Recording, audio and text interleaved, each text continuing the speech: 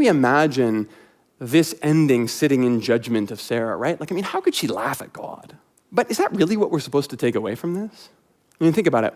God drops by, you're sitting in the shade, everyone stays for lunch, the Lord makes a crazy promise, and you laugh. And so God turns to you and says, what are you laughing about? And you say, not me, but God says, get out of here, I heard you. We'll talk again in 9 months. I don't think this moment is meant to communicate anything but the surprising joy that catches you off guard when you least expect it. Joy, a theology of celebration. Today, we're going to talk about gravity, shade, a quick side quest, and then we'll get back to the basics.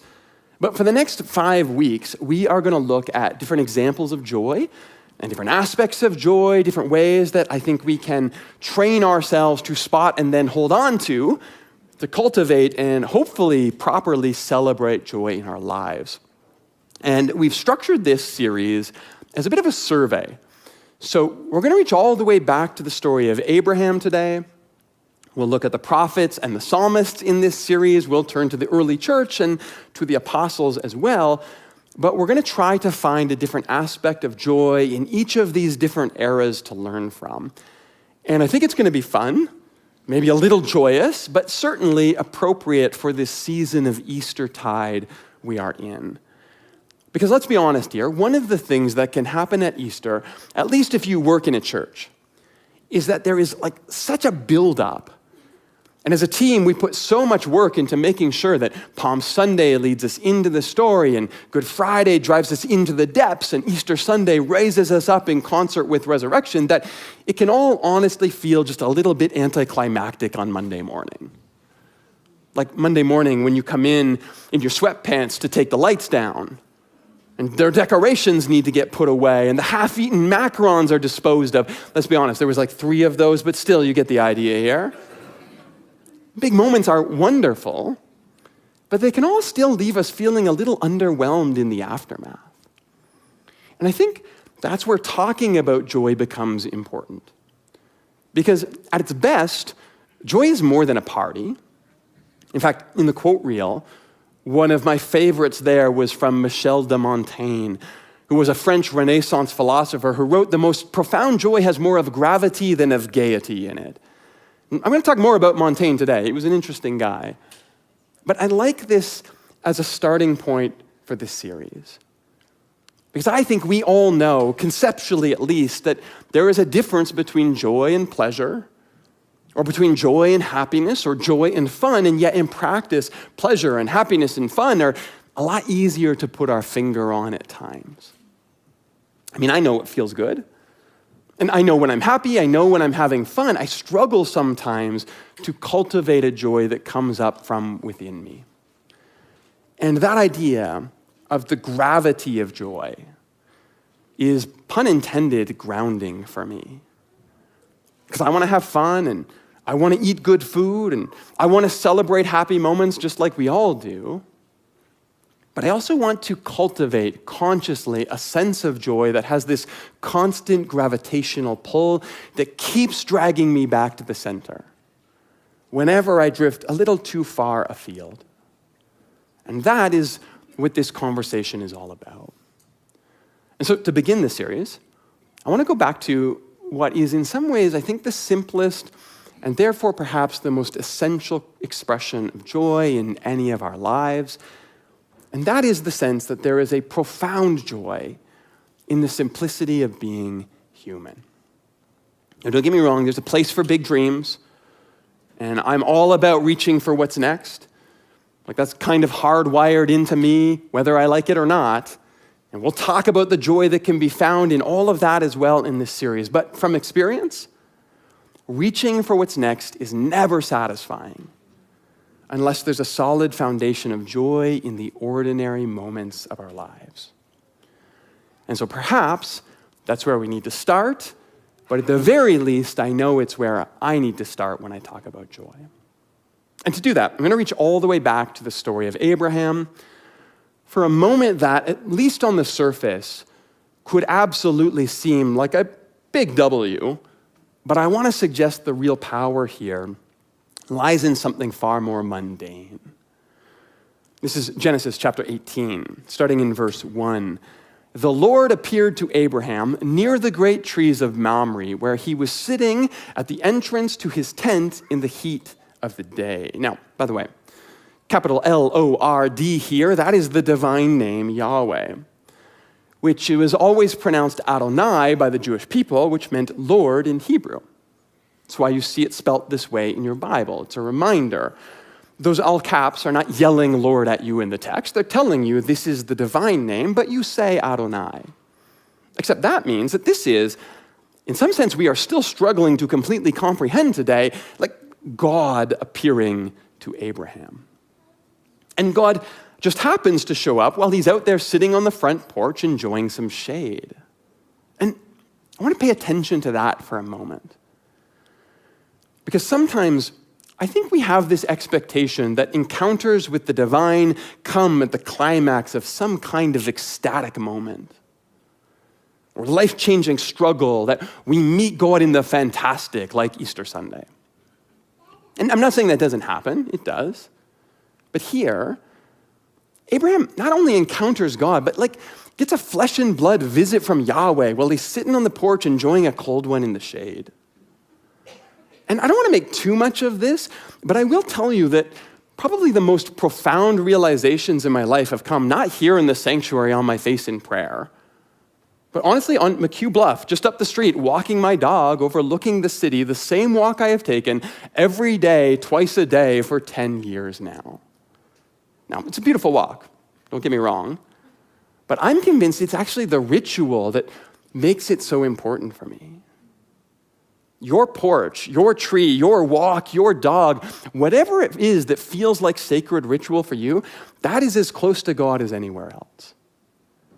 And please, do not let religious expectations steal from you the ordinary moments that are desperately trying to change your life. There's something there. Because the Bible does not introduce us to a God that we conjure up religiously. It shows us a God that shows up when we least expect. And in my experience, those moments have most often come when I find myself just simply content. See, if you back up into chapter 17, things are a little intense there. Abraham has another encounter with God, not a flesh and blood one, but it's very moving for him. So moving, in fact, that he decides to circumcise himself at 99 years old. And then he decides that all the men in his household have to do the same.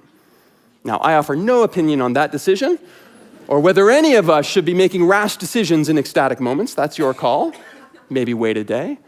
But what I do find interesting here is that when Abraham actually meets God, like a face-to-face encounter with the divine, it's not in that moment of dramatic and demonstrated fealty, but instead, while he's just chilling out, making himself comfortable in the heat of the day. There is something special about the moments where we're just not trying so hard. And I don't think I would want to say that God is closer there, but I do think sometimes maybe we see more easily when we're not trying. So I like to pray. Usually at some point in the week, each week, I find myself here in the sanctuary by myself, walking and praying and pacing and preparing, thinking about Sunday. But I will be honest here, rarely is that a moment for me. Walking my dog is where I most often encounter something that feels like the divine. And I want to pay attention to that. Still, our story's just getting started. So, next verse we read that Abraham looked up and saw 3 men standing nearby. When he saw them, he hurried from the entrance of his tent to meet them and bowed low to the ground. He said, "If I found favor in your eyes, my Lord, do not pass your servant by." Note here, Abraham switches to using a singular pronoun. "Let a little water be brought that you may all wash your feet and rest under the tree." We're back to plural pronouns here. "Let me get you something to eat so that you can be refreshed, then go on your way now that you've come to your servant." "Very well," they answered. "Do as you say." Now, we have a bit of a side quest here, because the big question when we read this is what's up with these 3 guys called Yahweh? Well, Christians often unsurprisingly see Trinity here. 3 figures that at least on the surface are collectively called by the divine name, that must be Father, Son, and Spirit. And that's not an unreasonable conjecture at all. However, it's also almost certainly not what the writer of this story had in mind at all. In fact, the most straightforward way to read the Hebrew here is that Abraham addresses one of the figures as Lord and then switches to plural pronouns when he invites them all just to stay for lunch. And that actually makes a lot of sense of the earliest Hebrew conceptions of Yahweh, where God is often talked about surrounded by the divine counsel. So at the start of Genesis, God talks about creating humans in our image. That's not a plural God. That is God addressing the divine counsel. Now, it's God who's doing the creating, but God is explaining God's plan to this group of, we can call them lowercase gods that accompany God in the heavens.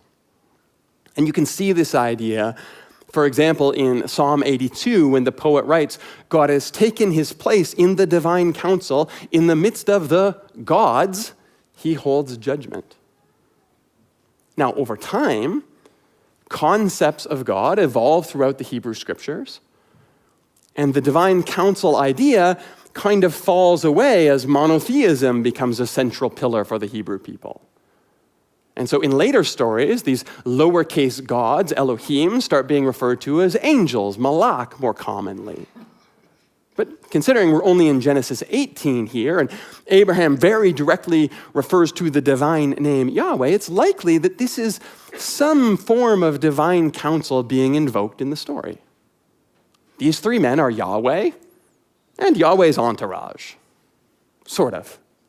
Because the other complicating factor here is another idea that emerges a little later called the angel of the Lord.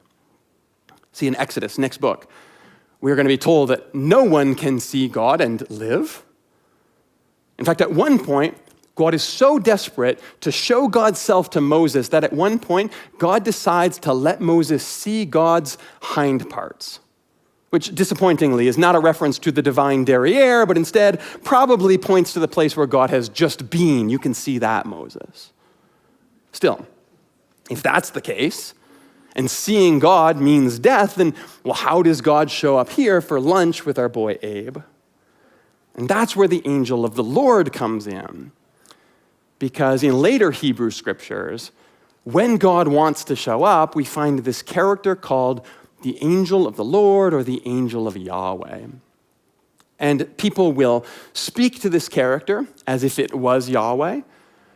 This character will make pronouncements as if it was God, and yet people live. And the basic concept here is that the angel of the Lord is the personal, specific representative of Yahweh on the earth.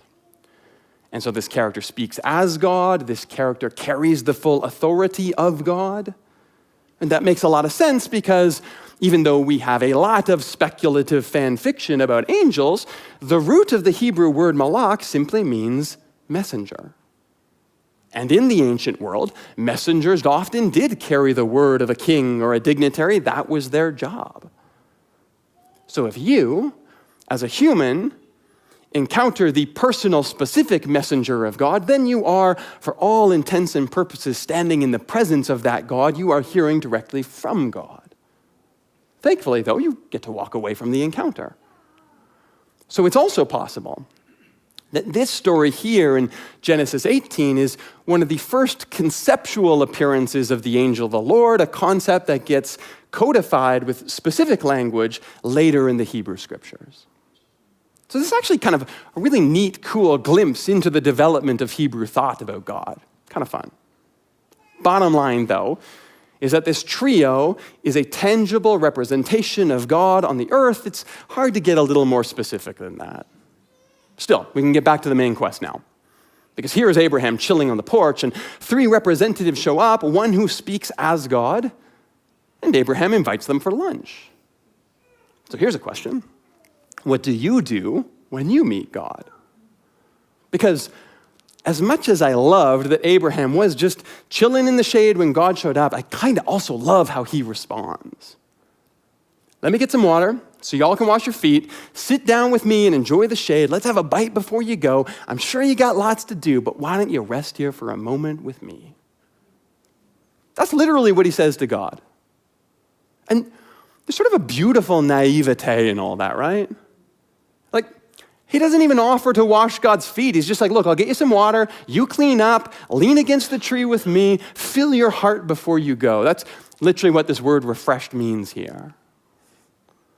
You notice how small this story really is for an appearance of God?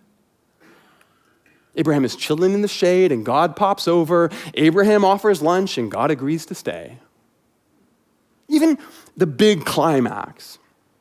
Abraham asks his wife to get some lunch for them all and God responds and where is Sarah actually? Well, she's over in the tent, Abraham says, and then one of them said to him, I'll come back about this time next year and Sarah, your wife, will have a son.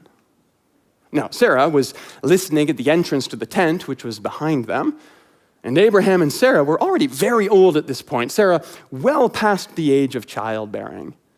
So Sarah laughed to herself at the thought, am I worn out and my husband old, and will I now have this pleasure? By the way here, this word pleasure, that's just the word for lust in Hebrew.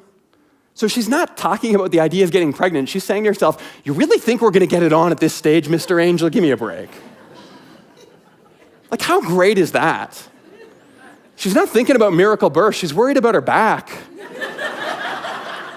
And I love how weirdly low-key this whole story is. Because the Lord then said to Abraham, why did Sarah laugh and say, will I really have a child now that I'm old? And there's those capital letters again, right? This is Yahweh directly talking here. Is anything too hard for the Lord? I will return to you at the appointed time next year, and Sarah will have a son. Now, Sarah was afraid, and she lied and said, I did not laugh. But he said, yeah, you did. And that's the end of the story.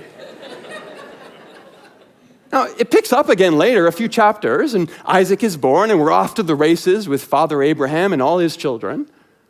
And it's large and poetic. It's beautiful. It guides us through the rest of the Hebrew scriptures, a grounding narrative that moves us toward Jesus. All nations are blessed through Abraham's faith. Yes, of course. But for a moment, I want you to try to forget everything you know about where the story goes, or how important it is, or how big it all gets. And just for a second, sit here in the shade, enjoy the breeze with God for a moment. And think about this story on the scale of this story. Because often, I think we imagine this ending sitting in judgment of Sarah, right? How could she laugh at God? But is that really what we're supposed to take away from this? Think about it. God drops by, you're sitting in the shade, everyone stays for lunch, the Lord makes a crazy promise, and you laugh. And so God turns to you and says, what are you laughing about? And you say, not me, but God says, get out of here, I heard you. We'll talk again in 9 months. I don't think this moment is meant to communicate anything but the surprising joy that catches you off guard when you least expect it. In fact, I wonder if perhaps this moment isn't meant to communicate, in fact, that big, existential, world-shaking, trajectory-altering joy actually has a hard time finding us unless we learn to laugh at the absurdity of grace.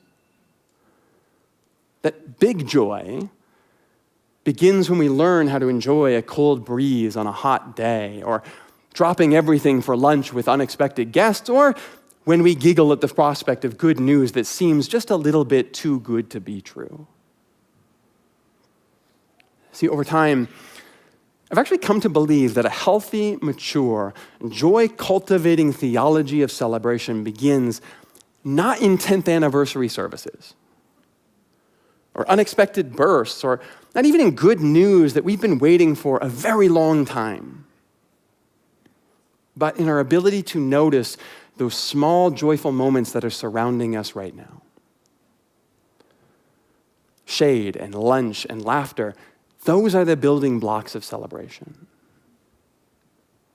And in celebrating those, it's where we start to find the joy that culminates in the big moments somewhere down the road. I want to come all the way back to Michel de Montaigne today before we're done. He was that guy who once said there was more of gravity than of gaiety in joy. And it's interesting because this was a guy who fancied himself a philosopher during the French Renaissance. And to be honest, that was a pretty intimidating time to consider yourself one of those. But do you know what his big contribution to philosophy was? It was telling all the other big French philosophers, you don't really matter all that much in the end. And neither do I. See, he loved philosophy, and he read books, and he wrote books, but what guided his imagination was this idea that it isn't the outliers that matter. It's actually the long, slow, fumbling, stumbling, ordinary, frail, joyous, and tumultuous days of everyday people that fuel the world. He once wrote that in practice, thousands of little women in their villages have lived more gentle, more equitable, more constant, more important lives than Cicero. And I wonder if sometimes, in our endless pursuit of joy, that isn't where we need to start as well. By abandoning our image of ourselves as Abraham, the father of nations, and in embracing an image of ourselves as Abraham, just sitting in the shade with God, laughing with his wife. Sometimes it's in letting go of our pursuit of ecstasy and in consciously choosing to cultivate our ability to notice small goodness that surrounds us right now. This is where we find our joy. Because I actually think that small moments savored well can lead us to the moments we never expected. Now, there's so much more to talk about and joy in this series. But perhaps first we should learn how to savor the joy of ending on time. And I think that's part of the beauty, that there is something good in the small moments that surround us, even right now. Hey, Jeremy here, and thank you for clicking through to watch that video. If you're intrigued by the work that we're doing here at Commons, you can, of course, hit subscribe to keep up to date with all of the content that we're posting here on YouTube. You can head to our website at commons.church, and you can find us on all of the socials at Commons Church. You can also join our Discord. There, the community is having all kinds of conversations about how we can encourage each other in the way of Jesus. Head to commons.church/Discord for the invite there. Also, leave a comment. We'd love to hear from you and all the ways that you are journeying on this path toward Jesus. But thanks for tuning in. Thanks for all the ways that you contribute to this conversation. Together, we'll see you soon.